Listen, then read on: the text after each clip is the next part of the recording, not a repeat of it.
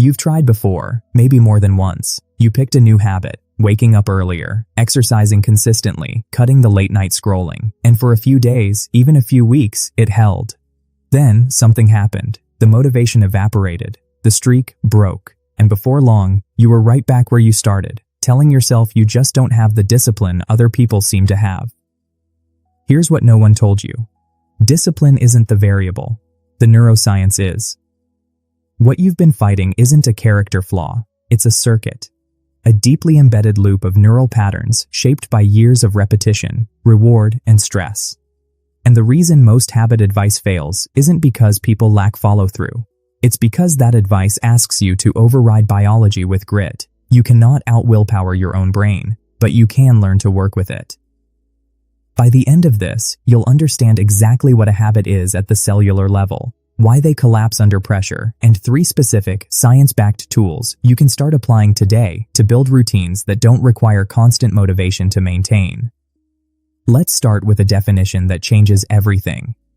A habit isn't a behavior, it's a prediction. When neuroscientists like Dr. Anne Graybiel at MIT's McGovern Institute study habit formation in animal and human models, what they consistently find is that the brain encodes repeated behavior as a compressed sequence, a kind of shorthand. Your basal ganglia, a cluster of structures deep in the brain often associated with movement but critically important for procedural learning, essentially records a pattern and then runs it automatically when triggered by context. The famous habit loop, cue, routine, reward, isn't just a productivity metaphor. It maps directly onto how the striatum fires. The cue activates the caudate nucleus. The routine runs almost unconsciously. The reward releases dopamine in the nucleus accumbens, and that dopamine signal doesn't just feel good. It tells the brain, remember this, do it again. This is where it gets important, because most people understand dopamine as a pleasure molecule. Research from Dr. Wolfram Schultz at the University of Cambridge reframed that completely. Dopamine isn't primarily about pleasure. It's about anticipation. It's a prediction error signal. When you expect a reward and receive it, dopamine is released. When you expect a reward and don't receive it, dopamine drops, and that drop feels genuinely terrible. This is why breaking a habit is often more painful than it seems like it should be. You're not just stopping a behavior, you're disrupting a prediction your brain has been running, and the dopamine system responds to that disruption as if something has gone wrong. So the goal isn't to eliminate old habits. The goal is to redirect the circuit, to attach the same reward prediction architecture to a new behavior. But why does this so often fall apart? Here's where the friction problem comes in. The neuroscientist Dr. B.J. Fogg at Stanford's Behavior Design Lab has spent decades mapping the relationship between motivation and behavior design.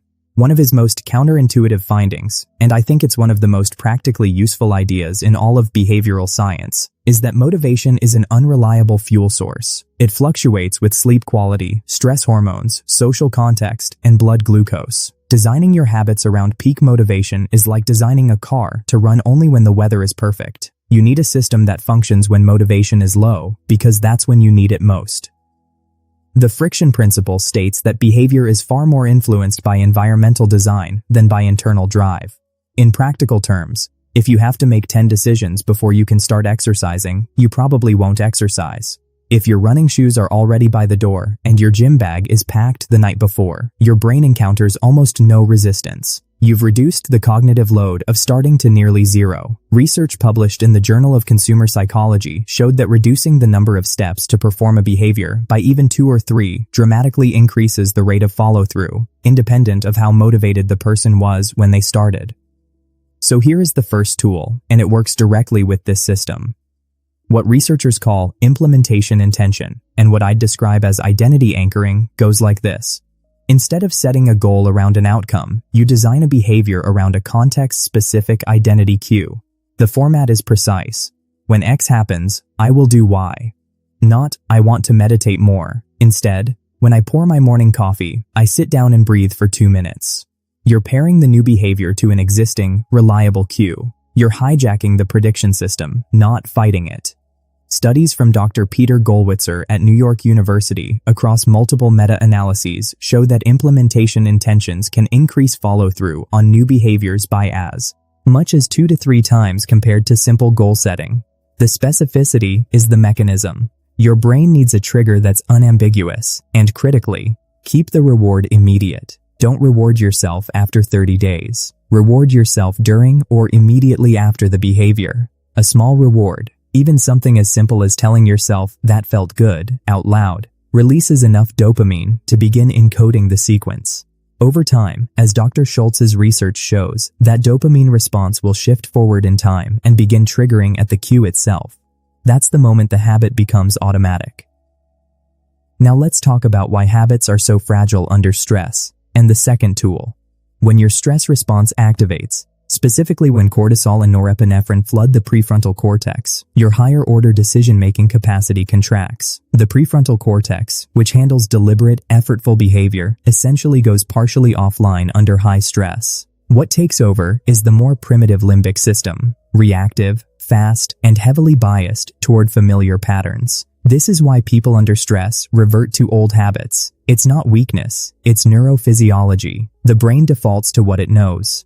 The tool here is what I call a habit window, a protected window of time, ideally in the first 90 minutes of your waking day, before cortisol has peaked and before decision fatigue sets in, during which you perform your highest priority routine behaviors.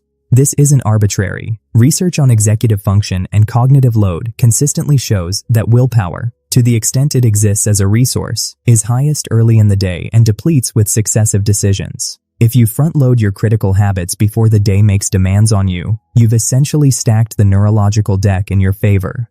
Schedule the behavior for when your brain is most capable of executing it. 6 a.m. exercise isn't about aesthetics, it's about prefrontal access. The third tool addresses what happens when you miss a day, which you will. One of the most damaging beliefs in habit culture is that a broken streak means a broken habit. The neuroscience doesn't support that framing at all. Neuroplasticity, the brain's ability to form and maintain new neural pathways, is not fragile. Missing a single repetition does not erase the encoding that's already happened. Dr. Philippa Lally at University College London published research in the European Journal of Social Psychology tracking real-world habit formation and found that missing one day had essentially no measurable effect on long-term habit acquisition. What does matter is what happens after the miss. The protocol here is physiological. When you notice you've broken a streak or feel the pull to abandon a routine entirely, use a 2-minute breathing reset before making any decision about whether to continue. Specifically, a 4-7-8 pattern. Inhale for 4 seconds, hold for 7, exhale for 8. Activates the parasympathetic nervous system, reducing cortisol and norepinephrine and restoring partial prefrontal access. From a calm, your neurological state, the decision to re-engage becomes biologically easier. You're not white-knuckling your way back. You're down-regulating the stress response that was blocking your return. A few things to avoid, because they're extremely common and worth naming directly. Don't start with too many habits at once. The research on habit stacking is clear. One well-anchored behavior is worth far more than 6 poorly integrated ones. Don't rely on accountability alone without environmental design.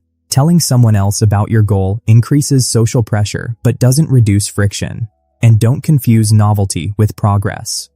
The first week of any new routine feels motivating because novelty itself triggers dopamine. That fades. The goal is to build a system that functions after the novelty is gone, and that requires the mechanisms we've discussed, not the initial enthusiasm.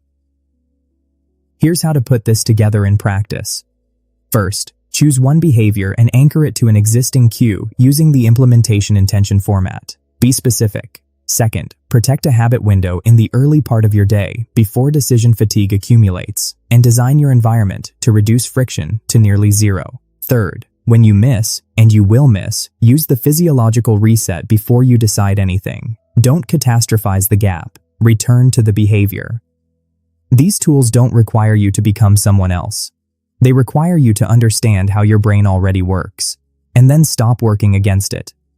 The habits that last aren't the ones you force into existence with discipline. They're the ones you architect with knowledge, and now you have the blueprint.